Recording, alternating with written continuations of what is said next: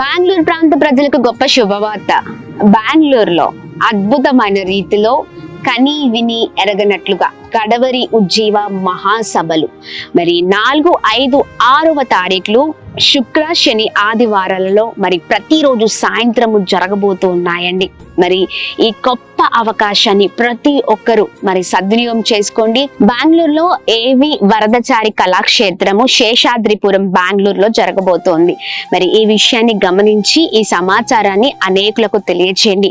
ఏ భయంకరమైన సంఖ్యల మధ్యలో మీరు ఉన్న, మీ కుటుంబాలున్న ప్రతి సంఖ్యలను దేవుడు తెంచబోతూ ఉన్నారండి. ప్రతి అపవాది పోరాటాల పైన దేవుడు విజయాన్ని ఇవ్వబోతున్నారు. సమాధానం, సంతోషం, నెమ్మదిని పరిస్థితులలో మరి మీరు, మీ కుటుంబాలు ఉండొచ్చు. మరి ప్రతి విషయాలలో దేవుడు తన బలమైన కార్యాలను మరి జరిగించబోతున్నారు. తప్పక రండి.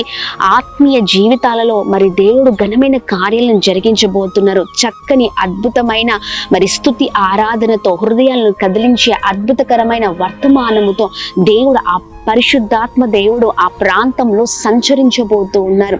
మరి తప్పక పాల్గొనండి. మీతో పాటు అనేకులను తీసుకొని రండి.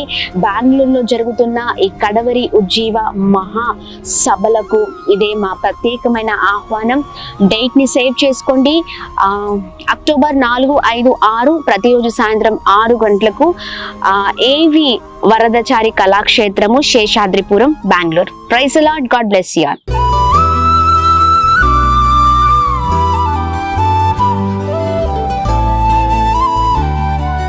ఈ ఉదయం దేవుని వాగ్దానం. నీకు వాగ్దానం ఇచ్చిన దేవుడు నమ్మదగినవాడు, నిన్ను విడువడు, ఎడబాయడు. ప్రైజ్ ది లార్డ్ అండి. Good morning. అందరు బాగున్నారా? ఉదయకాల సమయంలో ప్రభువైన యేసుక్రీస్తు నామంలో అందరికీ ప్రత్యేకమైన శుభములు తెలియచేస్తూ ఉన్నాను.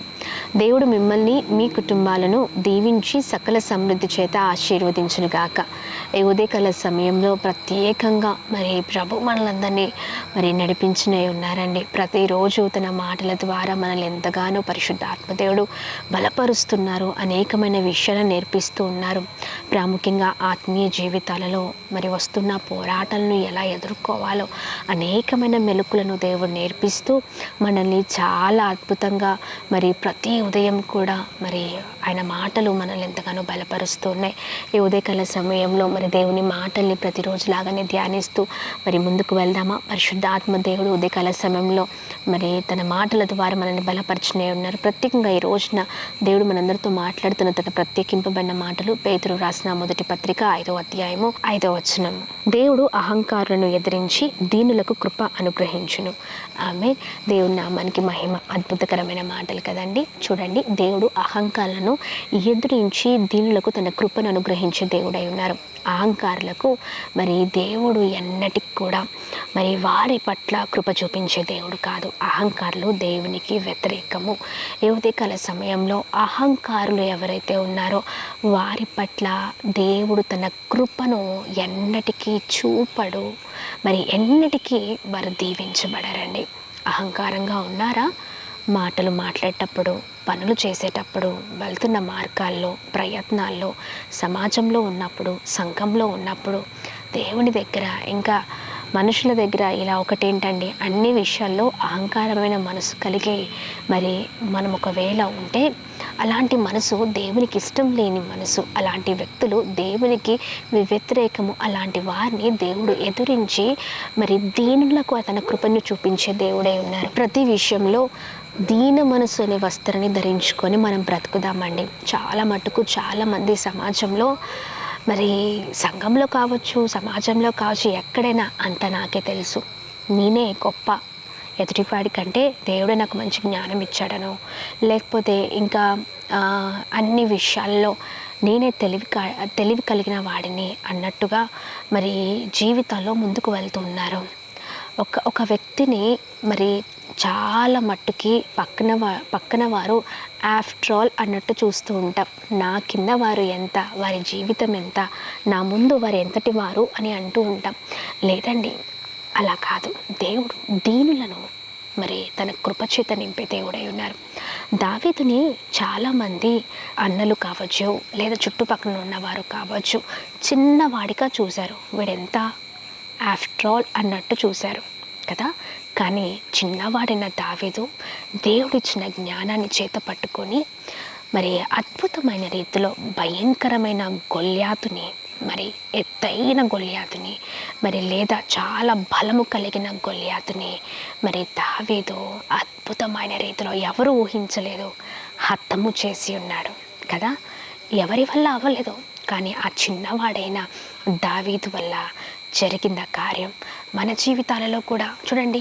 దీన మనసు అనే వస్త్రము మనం ధరించుకోవాలి. అందరూ ఎన్ని మాటలన్నా దావీదు ఏది పట్టించుకోలేదు, కానీ దేవుని మాట మాత్రమే గురిగా చేసుకున్నాడు. ఆమె దేవుని నామానికి మహిమ కలుగును గాక. మరి అద్భుతమైన రీతిలో చాలా చక్కగా ఎవరు ఊహించినంతగా ఉన్నతమైన స్థితిలో ఉన్నాడు. ఆమె దేవుని నామానికి మహిమ కలుగును గాక. యోసేపు తన జీవితంలో తన చుట్టుపక్కన ఉన్న తన అన్నలు హేళన చేశారు, బాధ పెట్టారు, కానీ ఆయన దీన మనస్సు అనే వస్త్రాన్ని ధరించుకున్నాడు.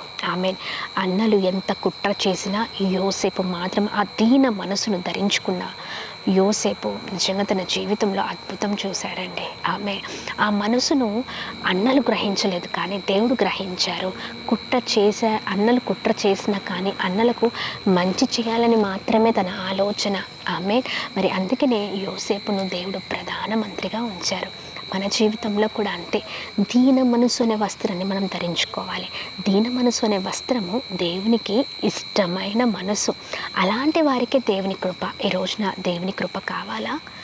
ఎంతమంది ఎన్ని చేసినా మన పద్ధతులు, మన విధి విధానాలు అన్నీ కూడా దేవునికి మహిమకరంగా ఉండాలి. దేవుని దయను మనం పొందుకోవాలి. మనుషుల మాటలు, మనుషుల దయ మనకు అనవసరం అండి, అవసరం లేదు. దేవుని దయ మనతో ఉన్నప్పుడు నిజంగా మనం గొప్పవారం అవుతాం. ఎవరు ఎన్ని చేసినా ఏమి చేసినా దేవుణ్ణే మనము గమ్యముగా ఉంచుకొని ఆయన మాటలు పట్టుకొని ముందుకు సాగే వారిగా ఉందాం. మరి అన్ని విషయాల్లో ప్రతిరోజు కూడా మనం నేర్చుకునే వాళ్ళమే. మరి మనమందరం కూడా మరి దేవుని మాటలు పట్టుకొని మనం ముందుకు సాగుతాం. ప్రతి అహంకారమైన మనసుని ప్రతి దాంట్లో మనం తీసేసి దేవుని మాటల్ని మరి ముందుగా పెట్టుకొని మన ప్రయాణంలో ప్రారంభిద్దాం. మరి ఇంకెందుకు ఆలస్యం? ఈ ఉదయకాల సమయంలో ఏ విషయంలో అహంకారం కలిగిన వారిగా మనం ఉంటే, ఎదుటి వారితో మాట్లాడుతున్నప్పుడు, పనులలో కానీ ఎక్కడ ఏ పరిస్థితిలో ఉన్నా ఒకవేళ అహంకారమైన మనసు కలిగి మనం ఉంటే వాటిని మనము మరి తీసివేసుకుందామండి. ఈ రోజున దేవుని చేతులకు అప్పగిద్దాం. అందరం కలిసి చక్కగా ప్రభు నామాన్ని మహిమపరుద్దాం. దీన మనసు నిద్ర వస్త్రం మాకు కావాలయ్యా, మీ కృపను మేము పొందుకోవాలని ప్రార్థన చేద్దాం. ప్రార్థన. అద్భుతమైన దేవుడవై ఉన్నావు. ఈ ఉదయకాల సమయంలో పరిశుద్ధాత్ముడా, మీ బలమైన మాటలు మమ్మల్ని ఎంతగానో ప్రభావితం చేస్తూ ఉన్నాయి. మీ మాటల ద్వారా మేము ఆదరించబడుతూ ఉన్నాం. అనేకమైన విషయాలు తెలుసుకున్నాం. దీన మనసు కలిగిన వారిగా మేము ఉండుట కృప చూపించండి. అహంకారమైన స్వభావం మనసును మాల నుంచి తీసివేయమని వేడుకున్నాం. మీకు ఇష్టం లేదయ్యా అహంకారులంటే. అయ్యా, అలాంటి వ్యక్తులంతా మేము ఉండకూడదు. మా మాటల్లో, మా చేతల్లో, మా ప్రవర్తనలో, మా నడవల్లో అన్ని విషయాల్లో మీకు మహిమను తీసుకొచ్చే వారిగా మేము ముందుగాక. ప్రతి ఆటంకాలపైన విజయం దయచని, ప్రతి కొరతను మీరు తొలగించని గొప్ప వారగుతురు గాక, గొప్ప స్థితిలో ఉందరు గాక అని మేము ప్రార్థిస్తున్నాం. అలాగే ఉదయకాల సమయంలో చేసిన ప్రయత్నాలు, పనులలో మీరు తోడుగా ఉండండి. మా ప్రియులందరికీ క్షేమం కలుగును గాక. అలాగే మేము ప్రార్థన చేస్తున్నాం. ఎవరైతే అనారోగ్యంతో ఉన్నారో మంచి ఆరోగ్యాన్ని కలగచేయని, birthdays, marriage days, special event celebrate చేసుకున్న వారందరి పట్ల మీ దయ, మీ కృప, మీ కనికరం మెండుగా కుమ్మరిస్తూ బ్లెస్ చేయమని యేసునామమున అడుగుతున్నాం తండ్రి. ఆమేన్, ఆమేన్, ఆమేన్. అందరికీ praise the Lord. God bless you. దేవుడు మిమ్మల్ని, మీ కుటుంబాలను దీవించి సకల సమృద్ధి చేత ఆశీర్వదించును గాక. ఆమేన్.